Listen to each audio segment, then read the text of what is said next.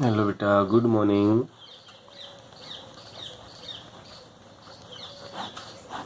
देखो बेटा, आज का हमारा लेक्चर होगा क्यूरीज लाइन मैग्नेटिज्म। इससे पहले हमने पढ़ा था डायमैग्नेटिज्म, पैरामैग्नेटिज्म और फेरोमैग्नेटिज्म, जो कि वेरी वेरी इंपॉर्टेंट टॉपिक है। हमेशा इनके अंदर से क्वेश्चन कंपटीशन में, पेपर में श्योर मिलता है। सॉरी बेटा। अब जो हमारे पास है डाया पैरा फेरा के बाद इसी पार्ट के अंदर यही वेरी वेरी इंपॉर्टेंट है। अब हम पढ़े क्यूरीज लाइन मैग्नेटिज्म। जो हमारा आज का टॉपिक है वो है बेटे क्यूरीज लॉ इन मैग्नेटिज्म। ये हमारा आज का टॉपिक है। क्यूरीज लाइन मैग्नेटिज्म क्या है? ठीक। तो क्यूरीज बेटा एक साइंटिस्ट है, जैसे मैडम क्यूरी। रेडियो एक्टिविटी के बारे में बताया था मैडम क्यूरी ने। तो वो आपके पास Curie is based on high temperature.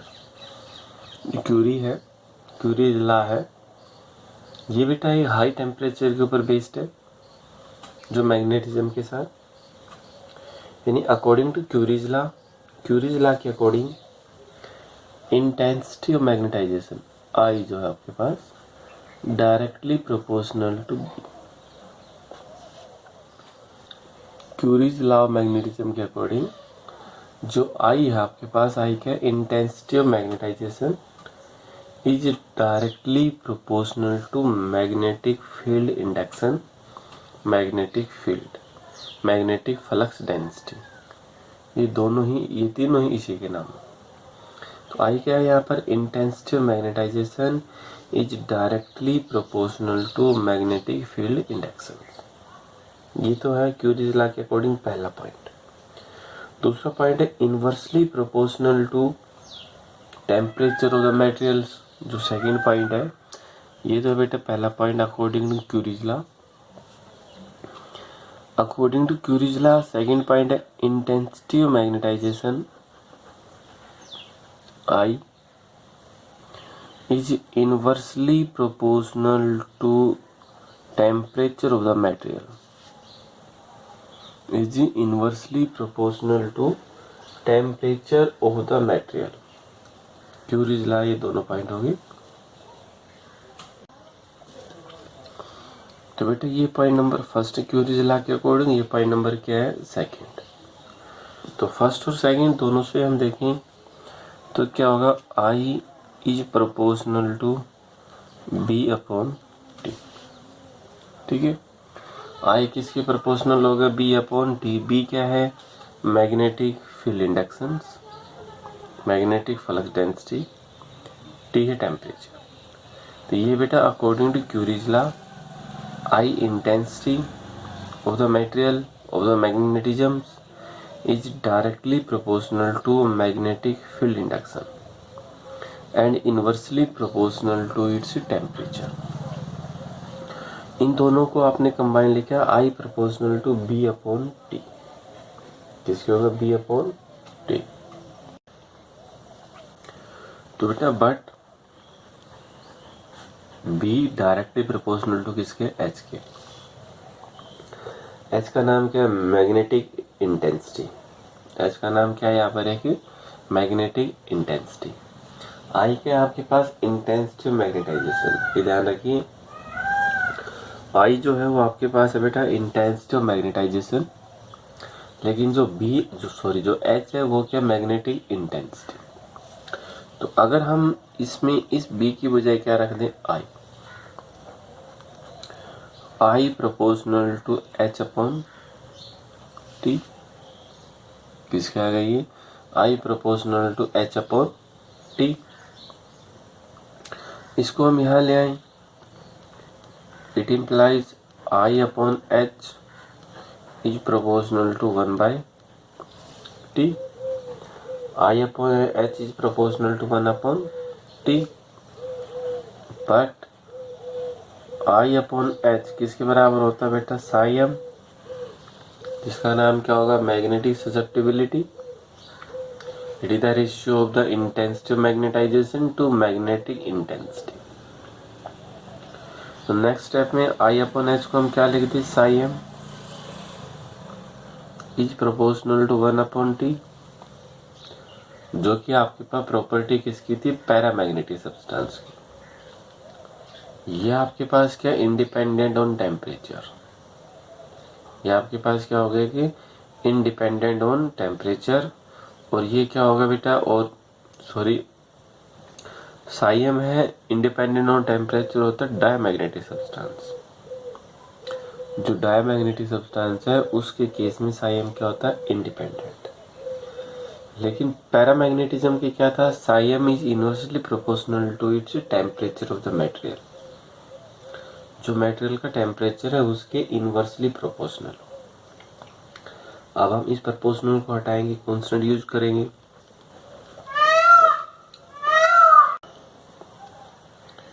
तो बेटा ये प्रोपोर्शनल हटा दे, कांस्टेंट लगा दिया यहाँ पर सी अपॉन टी। प्रोपोर्शनल था वो यहाँ से हटाया और यहाँ पर क्या लगा दिया, C. Where C is known as, where C is known as, C का नाम क्या है, constant of proportionality. Constant of proportionality.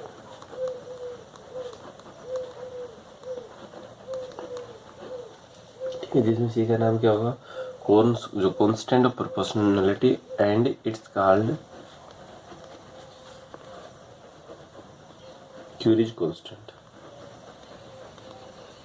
Curies constant. और इसका नाम क्या होगा है कि क्यूरी कांस्टेंट होगा। ओके बेटा, तो ये आपके पास क्या है, जैसे for paramagnetic substance psi M और mu R depends only the material, okay, और एक सिंपल टेम्परेचर के ऊपर। तो अगर हम इंटेंसिटी आई में और एच अपॉन टी में ग्राफ प्लॉट करें, देखो यहाँ से आई है इंटेंसिटी मैग्नेटाइजेशन और एच अपॉन टी। अगर हमने दोनों के बीच में ग्राफ प्लॉट करना है, कोई शेप मान लीजिए, यहाँ पर हमने माना H upon T, intensity magnetic intensity to its temperature, दोनों का रेशियो है, यहाँ पर आई।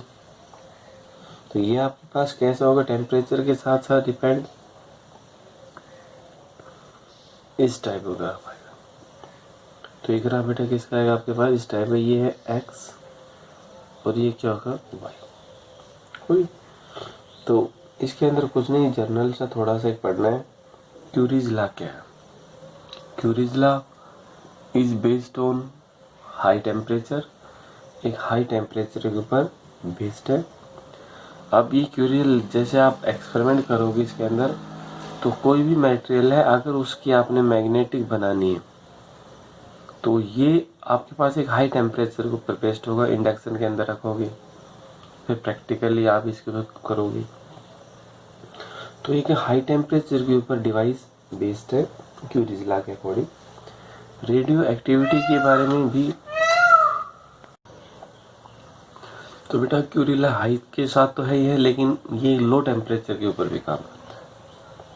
लो टेम्परेचर के ऊपर जैसे आपके पास एक मैग्नेटिक थर्मामीटर होता है, तो मैग्नेटिक जो थर्मामीटर है वो बेस्ड है कि इसके ऊपर, क्यूरीज लॉ के ऊपर, क्योंकि थर्मामीटर है वो मेजर करता है very low temperature, less than 1 के।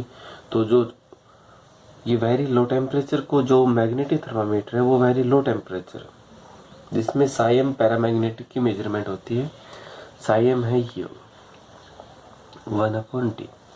तो ये आपके पास क्या होती है, यहाँ से मेजरमेंट होती है। तो ये क्या था आपके पास, क्यूरीज लॉ इन मैग्नेटिज्म। जो क्यूरी लॉ है वो मैग्नेटिज्म के अंदर कैसे होगा ये, ठीक है। तो क्यूरीज लॉ किसके ऊपर बेस्ड है, टेम्परेचर के साथ है, इंटेंसिटी, टेम्परेचर, साइम और टेम्परेचर में रिलेशन क्या है वो ये।